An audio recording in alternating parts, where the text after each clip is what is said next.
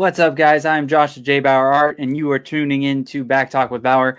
We will get to the show in just a few minutes, but we have to, of course, keep the lights on in the building, keep the cameras rolling. So we're going to talk about an amazing sponsor, the one, the only Kingdom of Comics. Kingdom of Comics is down in 4320 South Babcock Street in Melbourne, Florida. Jason and Paula are amazing people that own the comic shop, and they have been big fans of mine, big supporters of mine, and now they are official sponsors of Kingdom of Comics. We started working together late last year, and they have hopped on for the beginning of 2021, and I greatly appreciate it. If you are looking for new comics, an authorized CGC dealer, toys, graphic novels, rare collectibles, pops, statues, back issues, and so much more, head over to the shop in Melbourne, Florida, or head over to facebook.com/Kingdom of Comics shop. Make sure to put 2 S's because some of us are terrible at spelling, like me.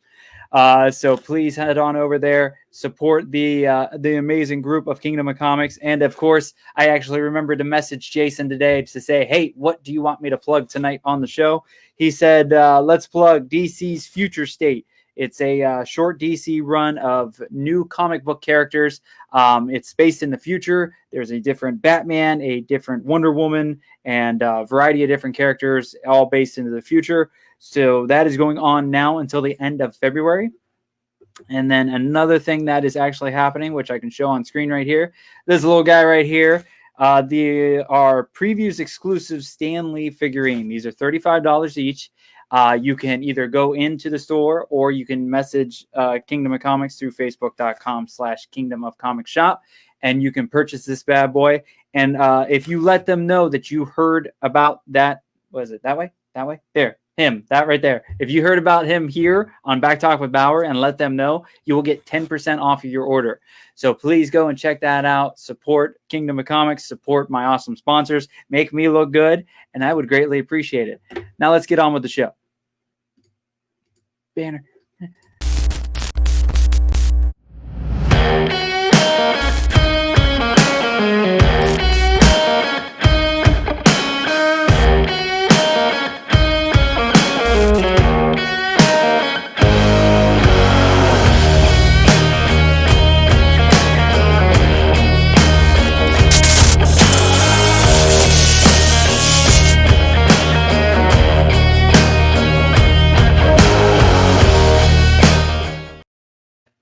What's up, guys? It is Back Talk with Bauer, episode number 37. I hope I have that right. I am Josh of J. Bauer Art.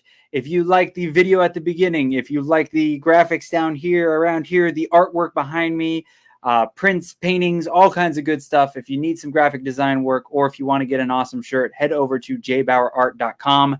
You can click the merch section for shirts, the online shop for all the artwork. If you're watching this, hold on, I got one over here. This is the very last day to snag one of these. At midnight tonight, this goes down. There's a limited edition print of my newest painting of the, I call it the 3 of a Mandalorians. So you can snag one of these. There's only about 7 or 8 left, I think. So please head over there right now. I don't care if we're on the show. If you want to get one, because it goes away at midnight, but you can get one for $15 and $8 shipping and handling. So head on over there and support my artwork. Hello, Kyle Nunez. Hello, Terry MacGyver, all the way from Ireland. Nathan Smock, good to see you, sir. Thank you for popping in, Nathan. I greatly appreciate it. And one more sponsor to say and talk about before we move on. I have teamed up with Ink Marketing. That is www.ink.marketing. And they are awesome people that help get your Kickstarter into front of a newer audience and build your Kickstarter up even higher. And part of their promotion and their sponsorship is I'm helping them get other people's Kickstarters out there. So we've got The Listener, which is live right now. You can, hold on, reading things again is terrible. You guys will learn this very quickly that I can't fucking read. A Native American veteran fighting a war he never knew existed against supernatural entities where only his own noble spirits will guide him. Someone is always listening. This is actually on Indiegogo. You just search, you can go to thelistenercomic.com to find out more information. It sounds like an incredible story. I am definitely interested in it. There is, he talked about being a Native American soldier in World War II frequently and the hardships he went through. There was no regrets in his stories. There was, however, horror in his words. These stories have been wrapped with supernatural twist, and the listener was born. Come see the Kickstarter sensation that is now on Indiegogo. So please check that out. It is called The Listener, and that is thelistenercomic.com. Thanks to Inked Marketing for supporting myself and all these amazing Kickstarters. With that being said, let's get this show on the road. I'm Josh of J. Bauer Art. Now, this one's not one of the interview episodes. This is actually a group discussion episode. I'm going to start mixing these in, hopefully every other episode, bringing in a variety of different people to talk about whatever is going on and that I feel like talking about. Hello, Jason. Good to see you, sir. King Jason is in from Kingdom of Comics. Thank you so much for being such a awesome sponsor and supporter of the show. So I got lots of notes. There we go. So yeah, I've got a variety of people popping in, and let's introduce them. So let's see. There is the one, the only Hennessy Williams. Hello, sir. How are you? Yeah, what's up? I'm doing well. Good, man. Hennessy's part of the HWWS WebTV network. He's a good friend of ours, and he's a up-and-coming comedian and a variety of other things. So thank you so much for taking time to pop in, sir. No issue at all. Thank you for having me. All right, then we've got another member of the HWWS Web TV family. We got Brian Wenzloff from Reels and Heels. Hello, sir. How are you? Pretty good. I actually have some hamburger cooking up on the stove there for some nachos. So. Oh, there we go. And then we've got Hennessy brought a friend in. It actually is going to be really cool. I'm looking forward to chatting with him. It is Country. Hello, sir. How are you? Yeah. Pretty good. How's everybody doing? Good. Now, you have a podcast or do a podcast? Yes. It's called the Ginger Chronicles. You can find it all over on YouTube and Spotify, anywhere you listen to a podcast. We've got the audio. We've got the video. Hennessy's been on quite a few times, and me and him got a couple of things we're trying to work on as well. So nice. I'm new to it, so I'm still 2020 brought me in, but I'm enjoying it and learning along the way. So it's been fun. Fantastic. Well, thank you for being on this show, sir. It's a nice surprise, and it's always good to have more people. I like to keep it to 4 or less because we get 10 people in here. Nobody knows when to shut the hell up. So I think 4 is a nice little number. But for those that don't know, it is that time of year. No, it is not Christmas. Christmas is done. It is Royal Rumble season. Are you sure? Because at my house, it's always Christmas. The Christmas stuff is gone from my house, so Christmas is done. But it is Royal Rumble season, which is the kickoff to WrestleMania. If I am speaking gibberish to you, if you have no idea what is coming out of my mouth right now, you're not a wrestling fan. So just leave. We'll see you next episode. But yeah, WWE Royal Rumble is January 31st. It's we're in the 30 some odds of Royal Rumbles. I don't even know the actual number, but before we get the first one was in 1988, I believe.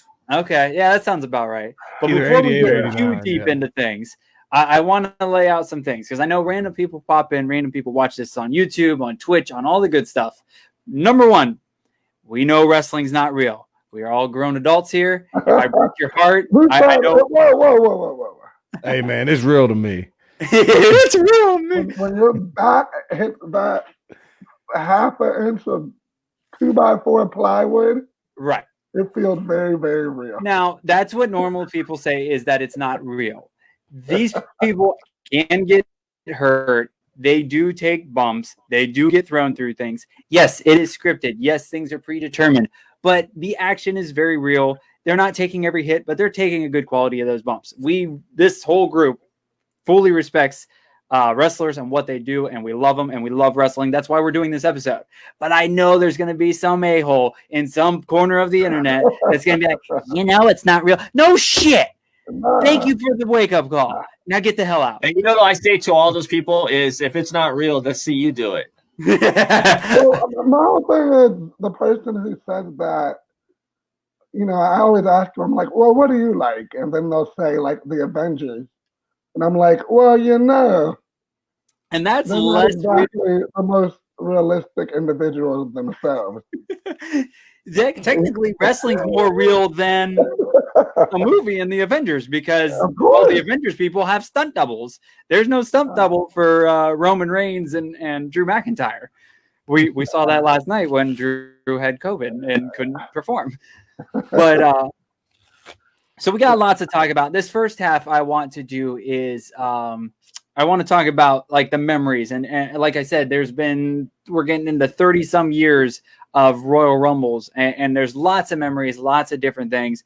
I've been kind of going through of like some of my top moments and favorite things of all time. I know you guys have to have some. So one of my first ones that kind of popped in my head first, and it's kind of funny now, but it was really cool back then, is when John Cena returned. The surprise entrance at one of the Rumbles. I don't know numbers off the top of my head so well, but it was at Madison Square number Garden. 30. Yeah, he came back as number 30. Totally surprised. He was supposed to be out for several more months with, I believe it was a shoulder or neck injury. And when I know I was still living in Ohio at the time. We're in my buddy's basement, and Cena's music hits, and we just lose it. We're like, no way! How is he back? And he comes out of the double doors. And he lifts his head and smirks like a little smart ass and goes to town. And it was a very cool. He was only out for what, like 5 months or something like that. He was supposed to be out for like 8 months or something. Yeah. He did it in the third of the time, I think, that you were supposed to do that. And it was just mind blowing. Yeah, those Royal Rumble pops, man, or something else. Even Triple H, when he came back after tearing his quad, and he came back. Yeah. Did he come back at the Rumble? Yeah, he came back at the Rumble. That was that place just blew up. He won the Rumble. Yeah, because he always loved being a heel. But when he came out and that place blew up, they're like, "No, you're babyface for a while." I don't think it was a surprise one though. I think they announced it, didn't it? No, he was a surprise. Okay. Because I know he won it and went on to beat Jericho. Right. It was overshadowed by Rock and Hogan that year. The main thing I remember when Triple H came back, he was so big, like he was so small. Like, I don't think there was a time in his career where he was larger than after he came back from that quad injury. Like he was so big. Yeah. That man. You gotta be careful when saying quad though, because somewhere in the universe here, Kevin Nash is listening, and that's like a bad thing for him. It's actually tearing right now. He's just you mentioned it 3 times. It's like Beetlejuice. You say quad 3 times and it just goes out. He tore it walking to the mailbox the other day.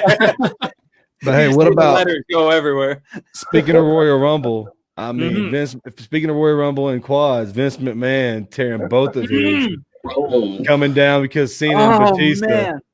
I couldn't imagine, and he still sat there. I mean, it was funny because all he could do was sit there, and he's barking the whole time. I mean, it's hilarious.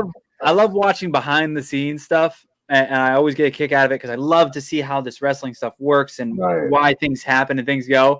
And behind the curtain.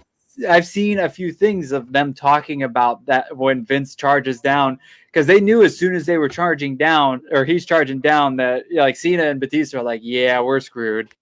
And he comes down, and as soon as he hits the ring and goes through the ropes, he just drops, and he's like screaming at people. And then I guess they were thinking that he did even more damage because he walked himself back. He wouldn't let people help him, or he wouldn't get in a wheelchair. So he did more damage probably on the way back. But that's some insane stuff. That's how crazy that man is. That's crazy. And came back quicker than Triple H did. I have a couple memories of different Rumbles.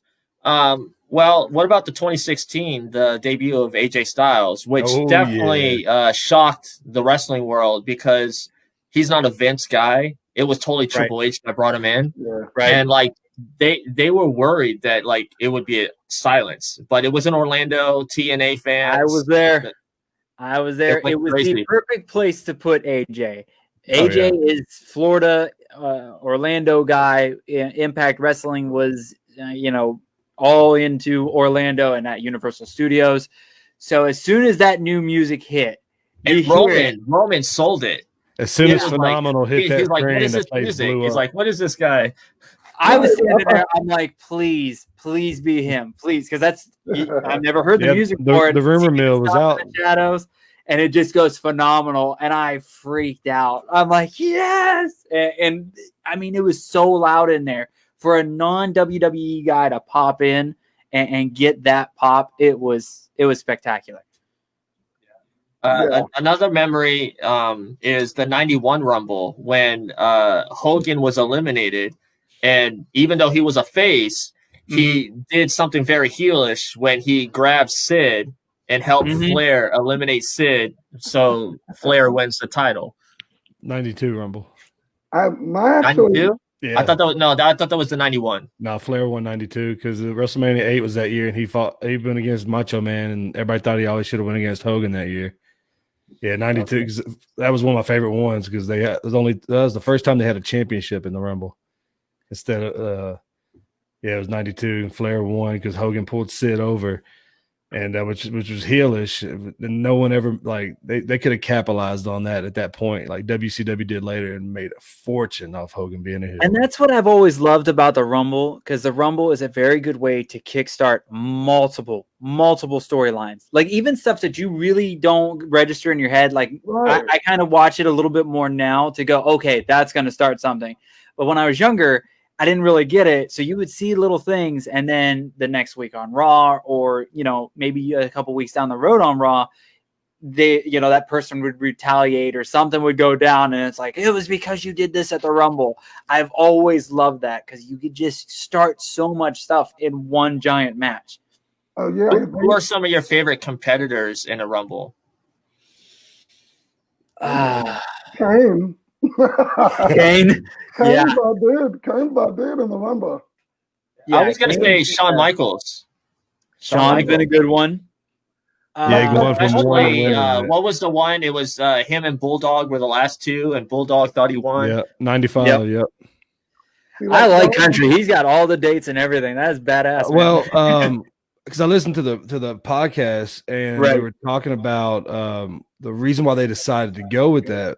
Bruce Pritchard said is because I think it was the year before Michaels went over, but held on like that and swung back in. And they said they wanted a dramatic finish to make the fans think one person won. And they knew he was probably the only one that could actually go over like that and keep one foot off from hitting the ground that they could trust. Because they were sitting there, they said that's why the view, they're aimed at it. And the other view, like they had the other camera on it just in case he did do it. But in case he didn't, the first live view is just him going over. Right. And they said had both his feet hit, they would have never shown the other camera angle. They still would have went with it. He's never shown the other camera angle. That leads me to one of my favorite moments. Yeah, I love Bret Hart. So when Bret Hart and Lex Luger went over at the same time. Right. And I always thought in my mind, they had to get that moment exactly right. And they got it. There's a lot of timing. There's a lot of timing, and I love the behind the scenes stuff on the Rumble too, because there's so much that goes into it and so many different guys. And I want to know, I've always been curious how planned out it is. I know there's probably certain big points in here and there, but how much is on the fly, how much is actually planned out? Because I even know there's a really cool story Cody Rhodes talks about, I think it was his first Rumble, and he had a run in with the Undertaker. And Taker let him get over a little bit on him, and had a little bit of a moment. And if you see that story on Facebook, it's really cool. I cannot do it justice, but yeah, it's basically Undertaker giving a younger guy a good rub at the Rumble, which I think should happen quite more. I mean, that's a perfect time for the older guys to give the younger guys a little nudge, a little bump. Terry actually in the chat says, and I always love this too, amazing how Stone Cold Stunner during a Rumble when it hit would cause the guys to bounce up and to their feet to be easily eliminated. Yeah, Stone Cold I always loved when Stone Cold showed up to a Rumble, because he would just clear out and just that's when some shit would hit the fan. Yeah, you know who else is fun to watch in the Rumble is John Morrison and Kofi Kingston. Oh, Kofi especially. Kofi's been awesome. Some of the stuff he has pulled off, and then what's really bad about it is we're such walking on his hands because your feet walking on his. But then like you can only build it up so much, and now like if he does something, you're like, that wasn't good as this year or that year. Like people are like brushing it off now. And Naomi has done it, I believe, at least once, maybe a couple of times. Naomi's doing it for the women's side. The best one was just Vince McMahon hiding under the ring for the whole. And then you had Titus O'Neil fall at first. Well, that was that was the Battle Royal, wasn't it? Yeah, Battle Royal. That was the great Royal Rumble in Saudi Arabia. That doesn't count. That thing doesn't count. So funny. The actual Royal Rumble is probably the greatest thing that come out of Pat Patterson because he's the guy that created the Royal Rumble. Yeah, it was his idea, and like other companies tried to do it, but WWE's Royal Rumble is like something totally different. Right. I've always also enjoyed with the Rumble is we talked a little bit about the big returns. We had like Edge last year, who like I think almost broke my speakers with his return, but we also have just like random show ups. Like I remember, I think it was the same year Cena returned at the end in Madison Square Garden. We had like Jimmy Fly what's his name? I'm totally blanking now. We had Roddy Superfly Snuka. Thank you. Damn, it was too many words at once. But both of them showed up back to back, and that was just hilarious. Like, yeah, it's kind of throwaways of some of the entries, but it was like that cool moment, cool old school nostalgia. So I've always liked those random appearances. What about this one when the countdown clock hit 0, and then like all of a sudden, JBL was like commentating, and then like all of a sudden his music hits. And he takes his headset off and he walks into he does a couple of the clotheslines, and then of course he gets eliminated. Didn't Michael Cole show up in one like that too? Yeah. And I think Jerry the King Lawler as well. Yeah. Now there's some, like if you do too many in a Rumble, it gets kind of annoying. 1 or 2 are kind of cool, but I know I think it might have been the one with King and Michael Cole both going in. I think a lot of people bitched at that at one time. But there's always been I did not like, so we could, we've been talking a little bit about what we did like and some of our favorites. One of the ones I did not like was the 40-man Royal Rumble.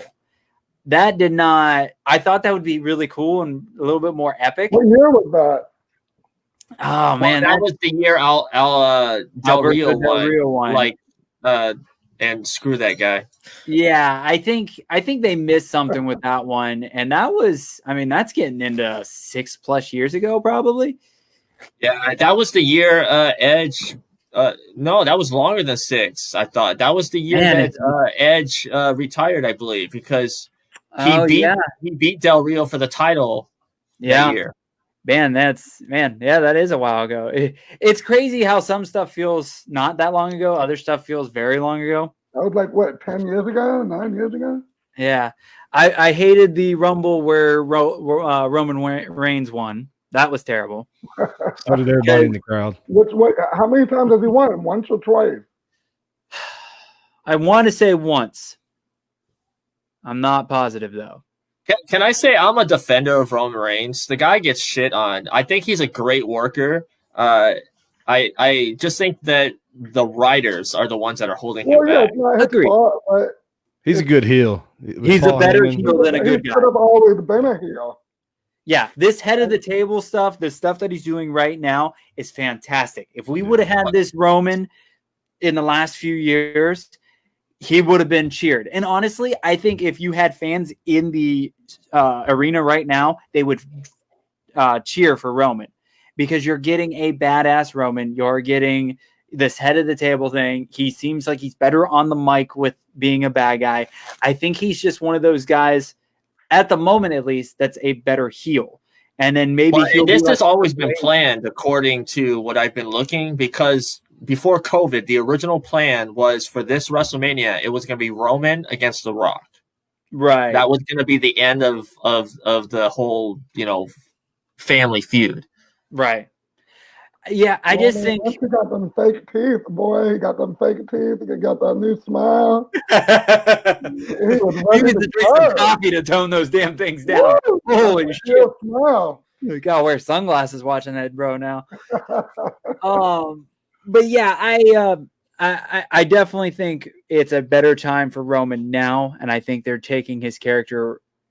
It's more serious. It's better. He's even gotten away from all the Shield stuff, because I think that was the other problem with Roman too. He held on to that Shield stuff too long, and it hurt him. The music and the outfit and the freaking vest and everything. I mean, you got. I want his new shirt. His shirt when he first came back. What is it? Wreck everything and leave. I like that one. That was good. That was a really good one. That's when he gave. I think the best thing for his career is a line him with Heyman. Oh yeah. Oh yeah, definitely. Now we haven't. Roman can't talk. We haven't chatted about the women's portion that much because it's fairly new. What we're on is the third or fourth year with the women. I want to say third. Like the third or fourth, something like that. I gotta say, I have really been enjoying the women's Rumble. I was not holding anything against them, but you know how WWE was with women before. They have gotten better to an extent, and they've been doing better with the matches. I really love the one where Becky Lynch just puts herself in because Lana gets taken out. That was a fantastic. Okay, so this is the fourth one because they had Asuka one, Becky had one, and then Charlotte. Yep. So this is the fourth. Okay. Yeah, who won the last one? Charlotte won the last one. Charlotte won the last one. She went against Rhea Ripley. Asuka, Becky, and Charlotte. Yeah. And I think that's all been good winners too. But yeah, I actually was watching 2020's Women's Royal Rumble, and I did love. I miss the stuff with Mandy Rose and Otis. And Mandy gets saved by Otis the first time she goes out, and they did it perfectly. It was another one that was perfect camera work. And she gets thrown out, and then they go around the camera, or take the camera around the ring, and she is standing on Otis. And it was so funny. He's just like sitting there smiling, shitting and grin. I'd have been smiling too. Yep, I would. I love this storyline. Yeah, they did a really good job. I hate that they split them up, but that was a lot of fun.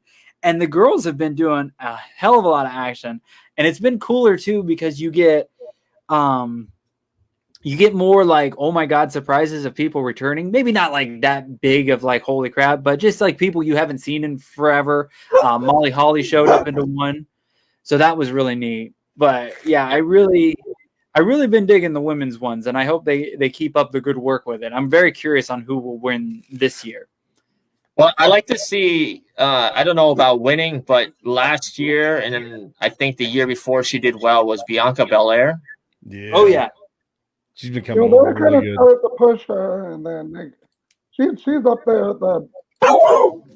They gave Bianca, and Bianca's gotten a short stick, but maybe this year will be her year. And then, what's the girl from NXT that was part of the other 4 horsewomen with Ronda? I'm totally blanking on her name.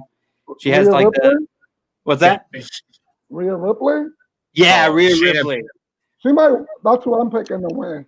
Yeah, Rhea Ripley picking her win. Now they did her wrong. They did her wrong at the beginning and the end because like she didn't win the Rumble, but then she went into the Elimination Chamber and totally dominated in the Elimination Chamber. Right. And then they build her up like that. And then she goes and loses at WrestleMania. I'm like, come on. But, yeah, it's WWE doing WWE things again. So, I think she lost to Charlotte, wasn't it? What's that? Yeah. Charlotte took the NXT title. Right. Yeah, because, the other girl didn't even get to do anything. So, but let's take, we're at a nice point. Let's take a quick break. We're going to run a couple of commercials, and then we'll be back with, comparing the last year to this year because it's very different. And then we'll talk about the upcoming Rumble and all that.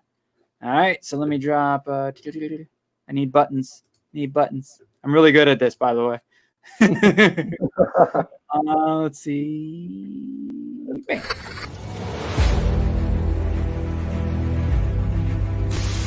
your mission, should you choose to accept it. It's a quest. It's a quest for fun. Well, The Rock says, why don't we just cut right to the chase? Okay, now he wants to get together. Well, he wants to talk. I want you to do me a favor. I want you to tell all your friends about me. It's showtime, folks! What are you? I'm...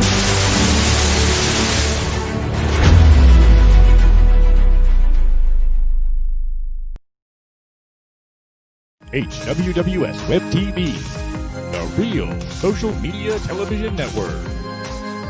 Check out HWWS Web TV. And we're back.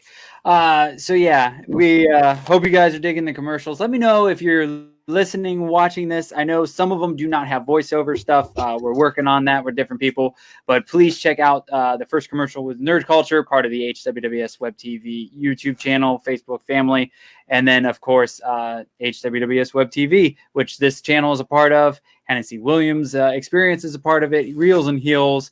We also have the Legend of the Traveling TARDIS, Willow's Pillow Talk, Film Freaks, and so much more. We're always growing, always expanding. So please check out those amazing shows. Let's see. Buttons. There we go. All right. So we got a couple of people commenting before we went to commercial. We've got Terry MacGyver still in here. It's like 2 a.m. over in Ireland. But he says Heyman is a miracle worker. That is 100% truth. What else he's got in here? Well, except for the King of Swing, I'm gonna wear a Michael Jackson Billie Jean jacket to the ring. Well, he can't be, you can't save everybody.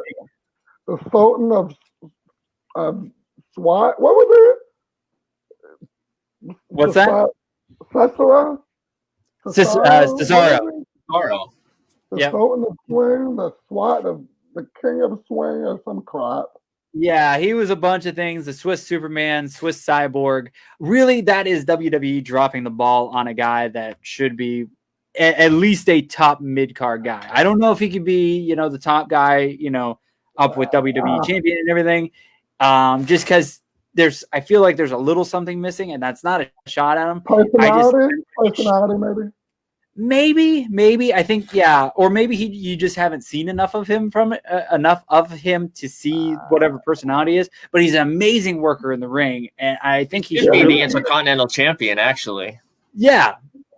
Yeah, I think he should always be around one of the secondary titles. He came in the wrong time. He's the wrong time guy. He should have came in the late 80s, early 90s. Agreed.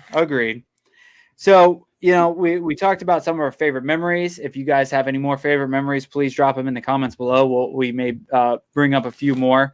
But yeah, we've got. I knew that. I'm just saying. So he's only calling Cesaro Sultan of SWAT. It was close. I just went with it. Whatever. Are you trying to think of what he was calling the swing? The Great Bambino. And there's that week's clip of the week. Thank you. I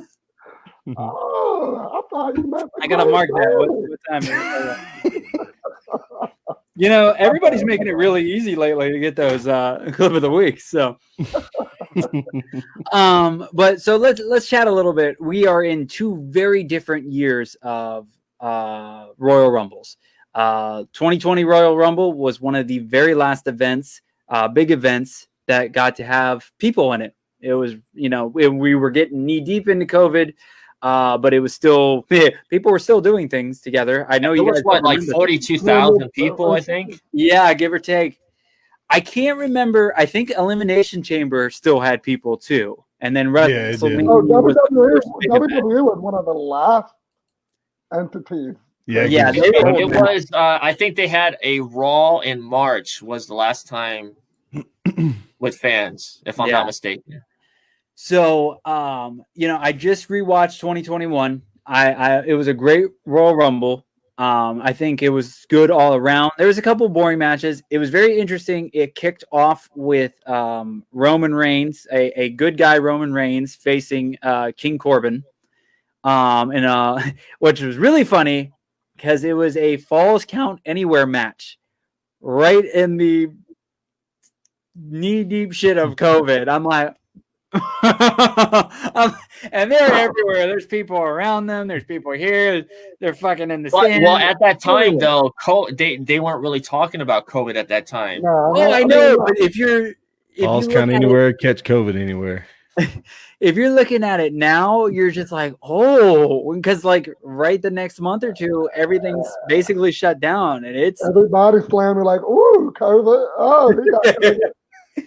I do like the story on that match though, because the whole like going on top of the dugout wasn't even planned. They just like they went at it like during the match and just rolled with it. It was a good match. It was definitely a good match with the two of them because we had the good guy Roman, who everybody was kind of tired of. I think he had a little bit of a good thing going because so my timeline gets messed up anymore in the last year, and then wrestling always gets a little weird. He went and took the time off to fight leukemia again or cancer again, and then he came back right before all the COVID stuff hit. Right. He had to leave because of the COVID, and then he stayed home for a while because of COVID being so strong. Yeah, because he was originally supposed to go up against Goldberg at WrestleMania. Yeah. Once again, another one. I'd rather get COVID than go against Goldberg. The likelihood of me dying from a stiff Goldberg is higher than dying from COVID. I'd rather test my life with COVID. Hey, just ask Bret Hart about that. Yeah. He wouldn't know if he got COVID or had it because he got kicked in the face by Goldberg. So he wouldn't even know if he had COVID. Anyways, so I thought that was a very interesting match to kick off with in the time that we are in now.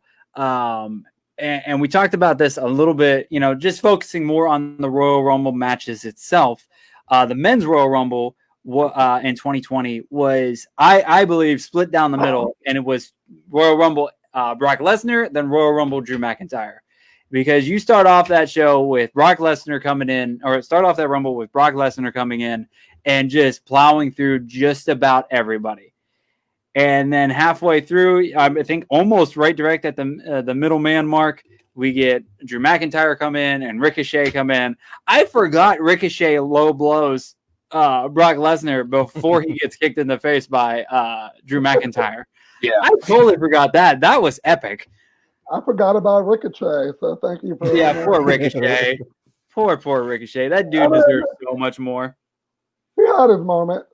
Sometimes that's the thing about WWE and like wrestling in general. Like, not everybody's a top guy, and you're not always going to be there for 8, 9, 10 years. Like, you got to take your moment and run. The thing is, Ricochet is a top guy. They're just not using him. Well, See, this is where NXT comes in, because the main roster and NXT are like two different beasts. Look at Finn Balor. Right. Well, you're also the other problem you have nowadays, and this can be a whole nother conversation. Don't want to dive down too much into this, but your other problem is, hold on, I'm about to lose my laptop. There we go. If they treated the secondary titles, the Intercontinental and United States title, like they used to in the Attitude Era and a little bit past that, if they were bigger titles, you could have guys like Ricochet, guys like Cesaro, and a few other guys, even Finn Balor. Finn Balor, I think, should be higher up anyways, but some of these guys that you could be close to the top tier could be really holding strong on that mid-card and be the top guys for mid-card. Because back in the 90s, it wasn't a bad thing to be a top mid-card guy. No, Mr. Right. Perfect Well, here's never won the Go ahead. WWE title, and he's revered. Here's the issue. Two names, and it's like night and day. Vince McMahon, Triple H. Right. You can tell a Triple H wrestling compared to a Vince McMahon wrestling, and that's why NXT, like Triple H, sees the business way differently than Vince McMahon. Right. Do you really think when Vince McMahon, when it's all said and done, I mean, do you think Triple H is going to be the one to take it over? It's actually going to be Stephanie, but Triple H will be there. So, like, do you think the main product will change or continue to be the same? Because I don't think it will change much.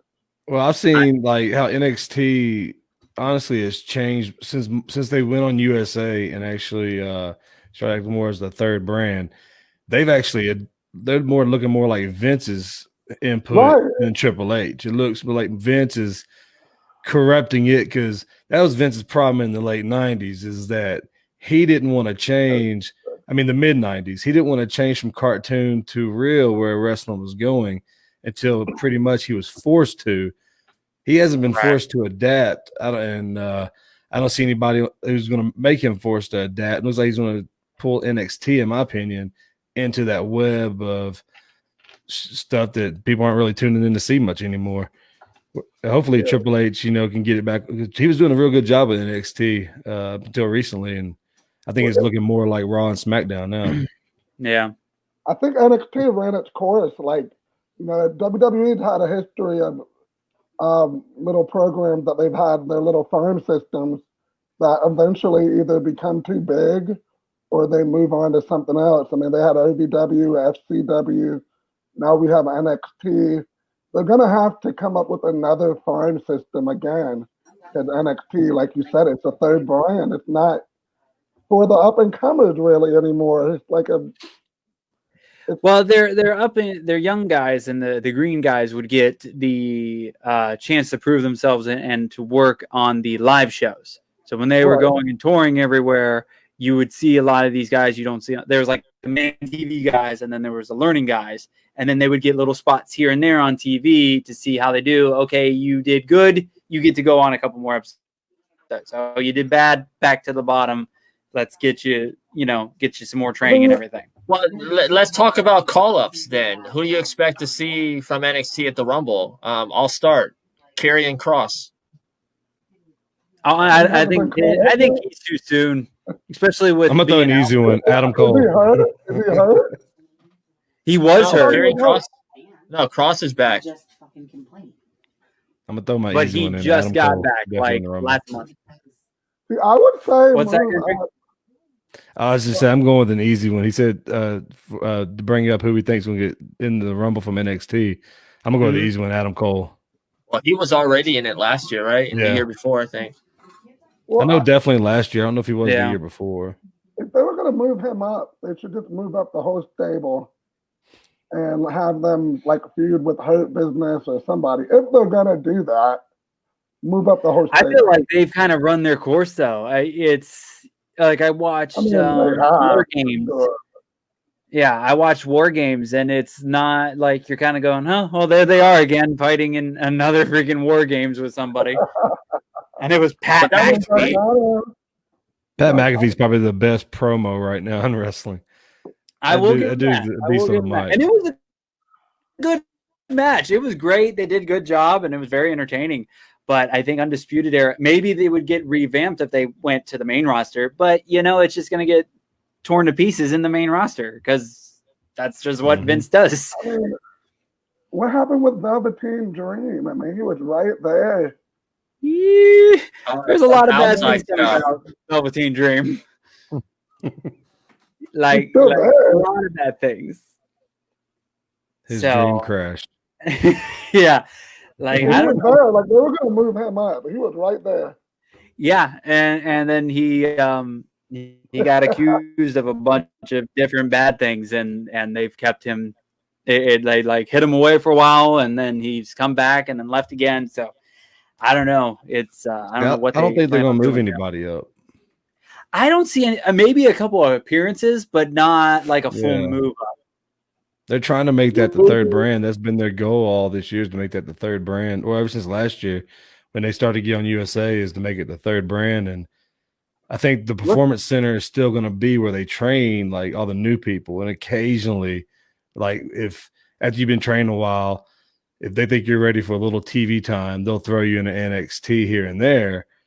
But I think NXT, they're still trying to make that a third brand. Who knows if they actually keep NXT is the brand. I mean, NXT is great, and out of all wrestling that is and I mean, I know people like AEW, but AEW hasn't sparked anything. I mean, they got great talent. They just haven't sparked my curiosity.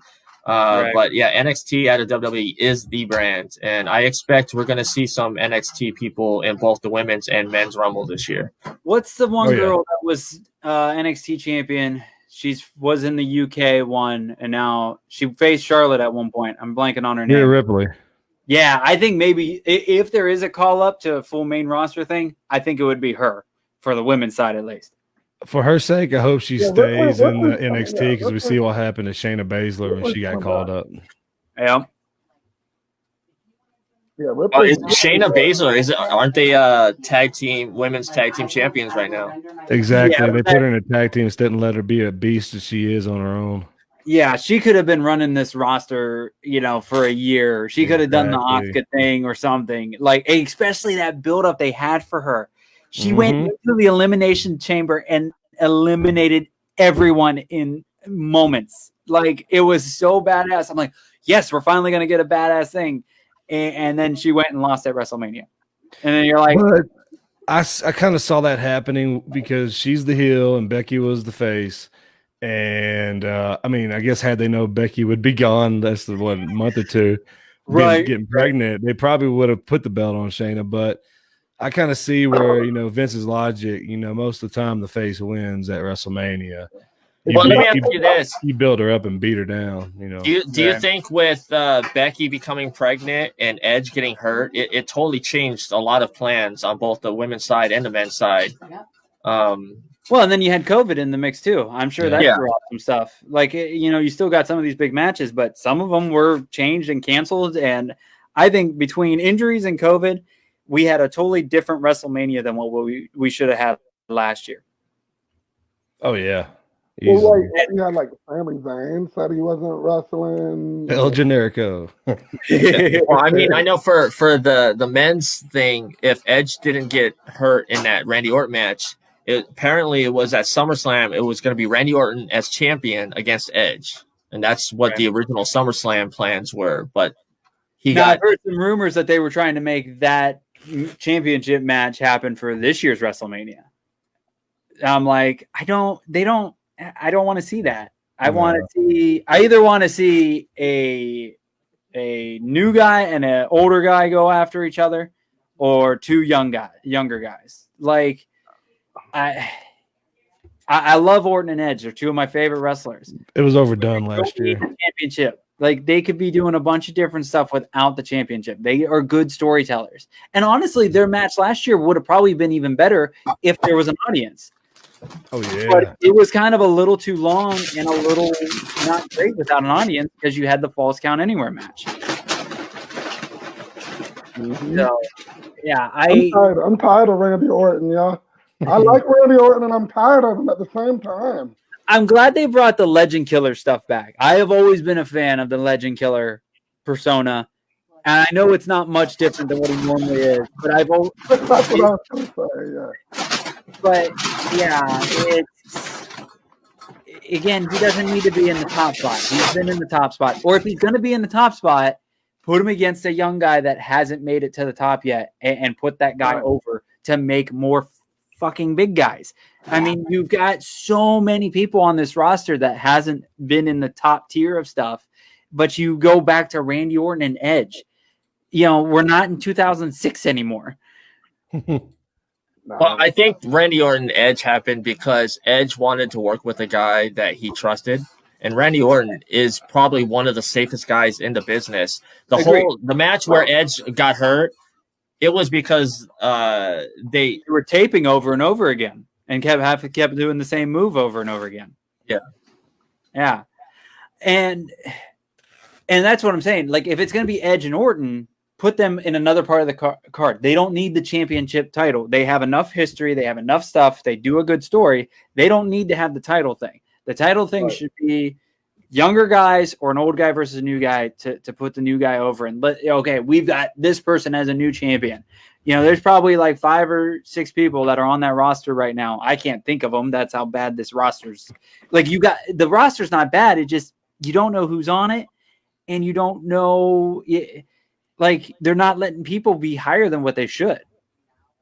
Yeah. They have too many people. Like that's part of it too. Like That's the roster's just too big. Like even with the 3 shows, the roster's too big. Well, and really, like Finn Balor should be on Raw or SmackDown, either fighting for the title or having the title. He should not be your lead guy of NXT. Exactly. Thank you. Yeah, it's cool. It's great. I'm loving it. But what in the hell? And then we're gonna so to bring this to talk about this current Royal Rumble, at the moment I think it's the WWE Championship is going to be Drew McIntyre versus Goldberg. Right. Yeah, but now switch it over to the Universal title. Roman Reigns versus a former NWA World Champion. Yeah, I don't know what they're doing with that one. That one's cool, and I don't know. Better than Goldberg back again. Come on. I don't know what's his character's name in WWE. Isn't his name like Adam Pearce? Yeah, Adam Pearce. So I don't know much about him, but I think it could be cool depending on how they roll with it. It could be an interesting match, but at least it's not a freaking guy from I'm waiting for Brock Lesnar to show up again because who do you have Drew McIntyre?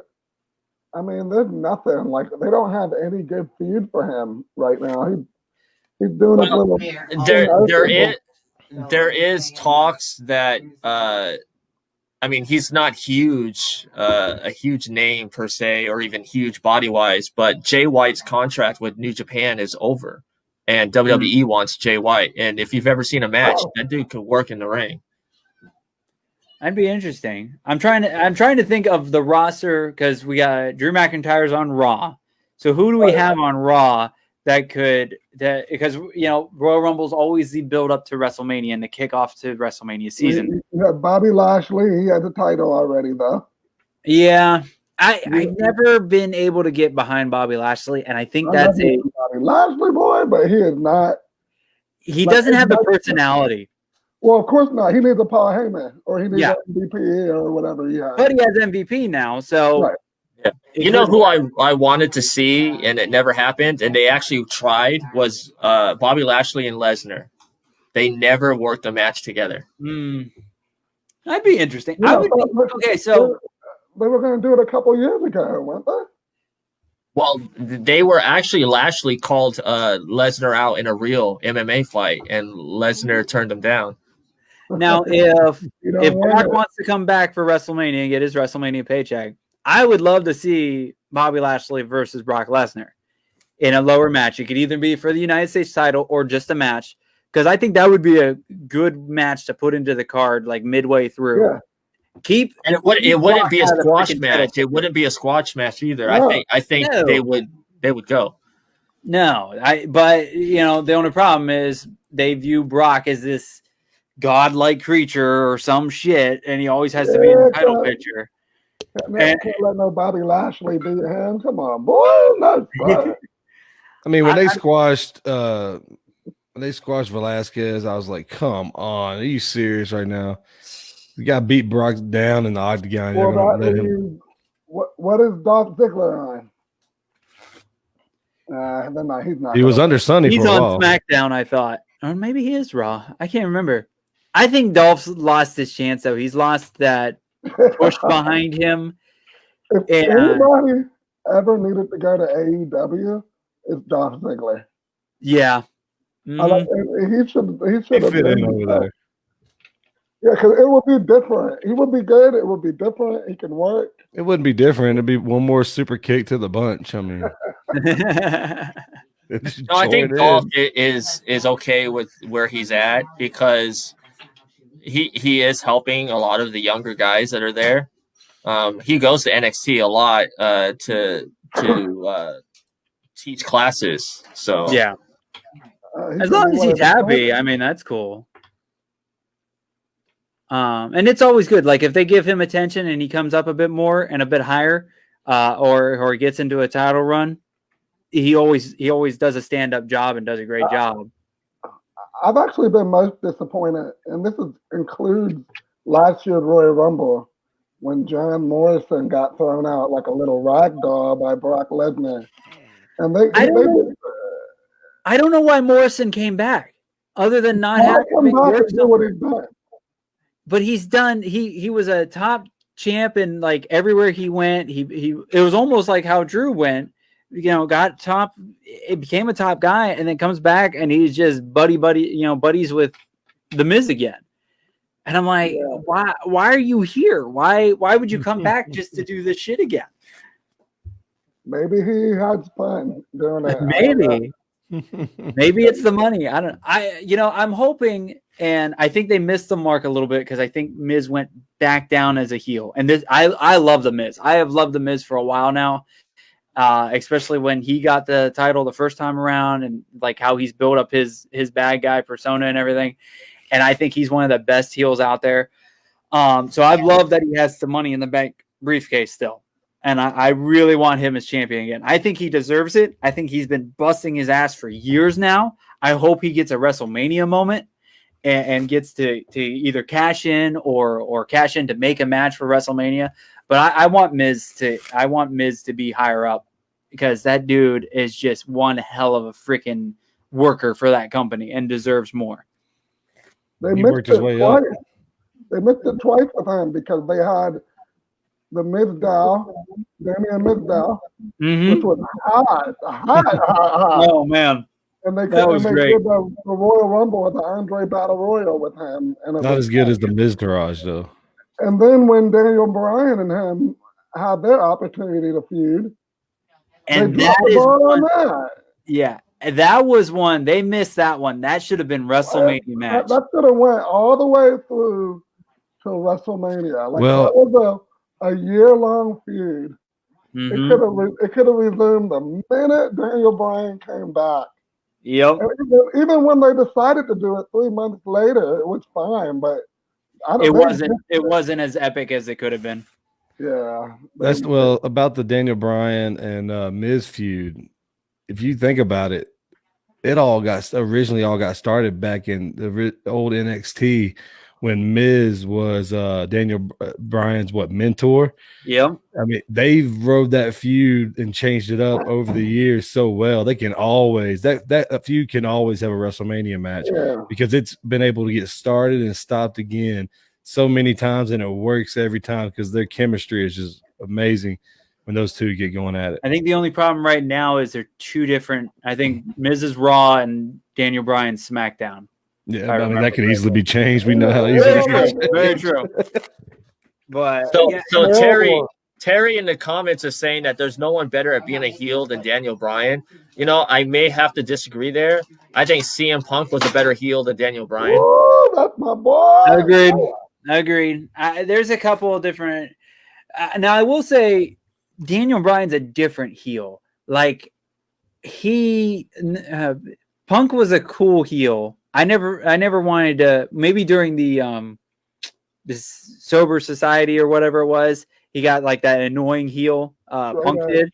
Daniel Bryan had that eco bad guy thing, and that was annoying as hell. But yeah, I don't. That's not bad. Just to eat some vegetables. The eco-friendly championship. That does really.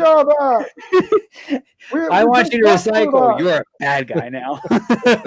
We just went through that this week. It doesn't make me the bad guy. I want to eat some plant and save the earth, bro. All right, so I don't know about you guys. We're on the last few minutes of the show. I want to make sure everybody plugs their stuff. But do you guys have a prediction on who will win the men's rumble and who will win the women's rumble? I've been racking my brain since I set up this episode of the show. I can't really pick somebody this year. Do you guys have anybody?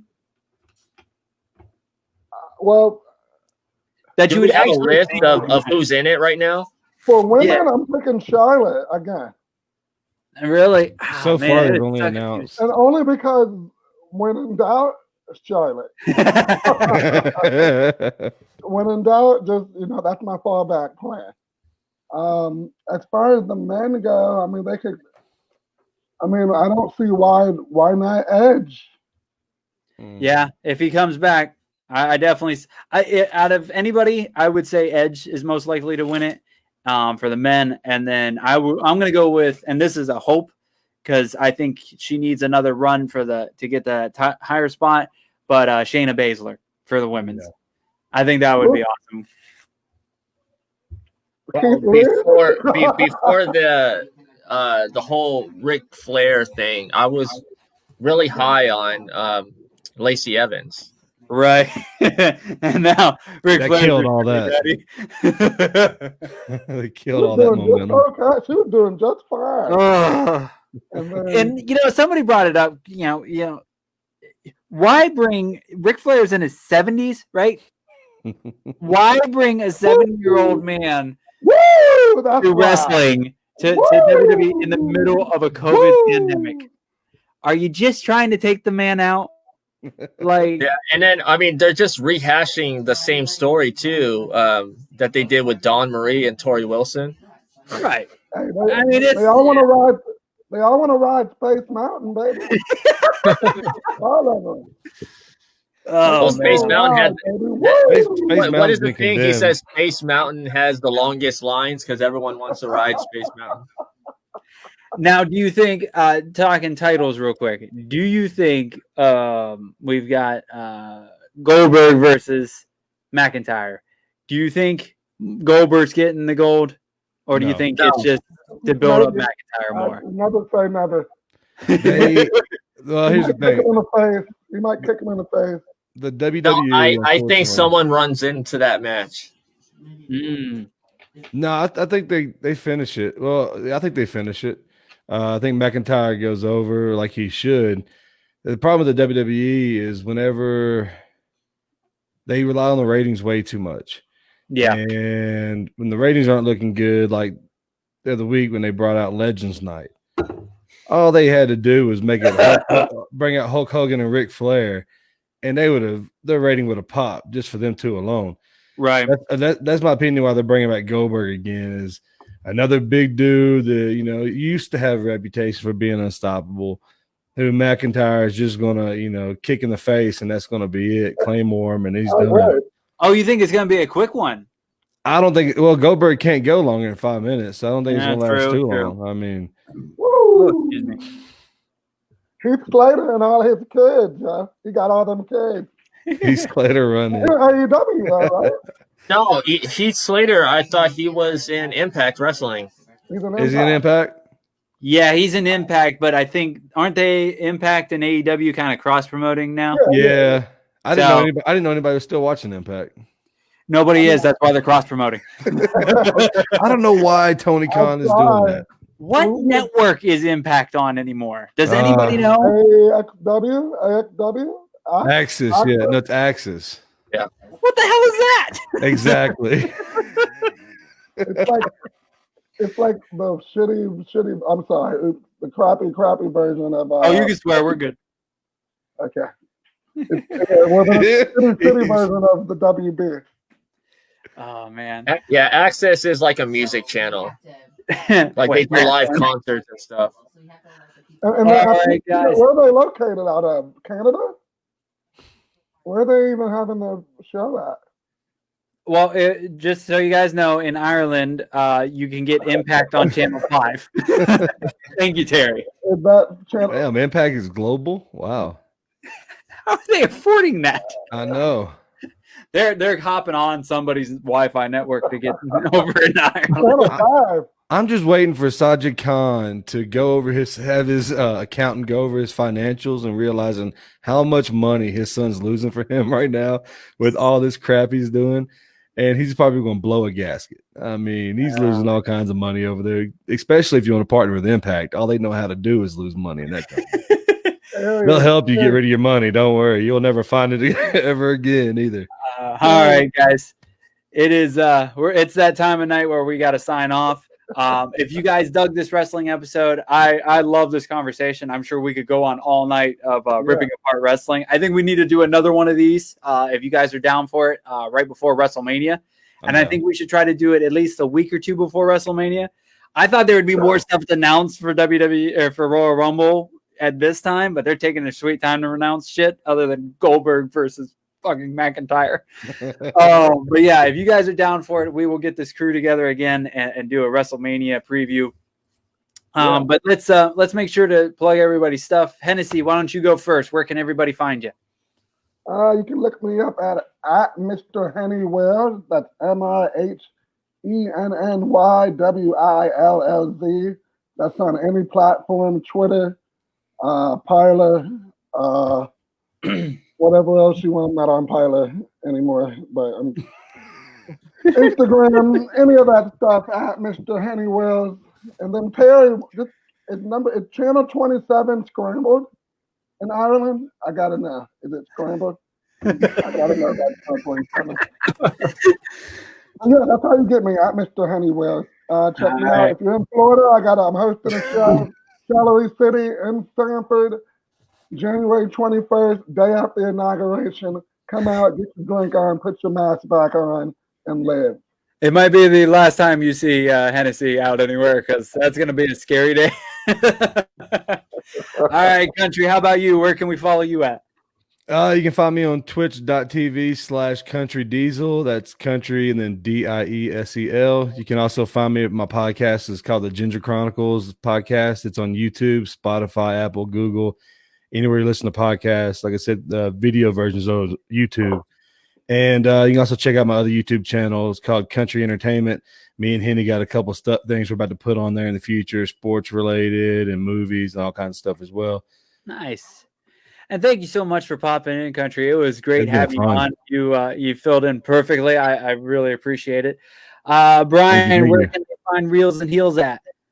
Well, you can find us every Saturday on Reels and Heels official Facebook page and the HWWS WebTV YouTube channel as well, and their Facebook page. This Saturday, we're actually going to be doing a wrestling discussion, basically how we got into wrestling, our favorite wrestlers and stuff like that. So nice. A little bit of everything. Yeah, and you got your topic every week is a little bit different. You mix in wrestling, mix in movies, and all kinds of different stuff. So, guys, thank you so much for popping in on the show. I am Josh J. Bauer Art, the host of Back Talk with Bauer. This has been another awesome episode. If you guys dig this, please find me on all social media, J. Bauer Art. If you go to jbauerart.com, you can find all my social media stuff, all the podcast stuff. Actually, the paintings that are behind Brian are some of my artwork. All the paintings behind me are all of me. So if you like any of that artwork, head over to jbauerart.com. Hit the art shop. There's also a merch shop to get T-shirts that I have designed. If you're still watching and you want one of these, they end at midnight. It's the Mandalorian print I created actually created the painting for Hourglass Brewery. Shout out to them for being so awesome. But the painting already sold. Yes, Terry. Yeah, there we go, Terry. But yeah, the painting already sold and people were asking for prints of it. So I actually did a limited edition run of prints. I'm going to start doing these more. This is actually very successful. I've sold quite a few. So thank you all to who bought one. I greatly appreciate it. And I will be doing more of that down the road. But then that also might be a T-shirt pretty soon too. So I haven't mentioned it much anywhere, but if you're watching this, keep an eye out for that. But all things J. Bauer Art, jbauer.com, and Back Talk with Bauer. And then one more thing, one more shout out to NSC Live TV. It's part of the Inked Marketing Group, thing that works together. But NSC Live is basically you can find any online show, comic book shops. You can find a variety of the HWWS network shows on there, like Back Talk with Bauer, Hanging with Web Show. There's tons of different stuff on there, and they have it all different channels. You can find artist corners, you can find podcasts, you can find tons of stuff. Basically, it's a TV guide for the geeks, and it's the comic book network created for geeks by geeks. Big shout out to Kevin and the entire crew. Thank you so much for letting me be a part of that. That's where some of these interviews are coming from, the bonus interviews like we just did on Sunday with Connor and his comic book. So there's going to be more of that stuff coming in. Really cool new sponsor and all kinds of awesome stuff coming up with my stuff. So stay on board and hang tight, and we'll see you guys next week. Later.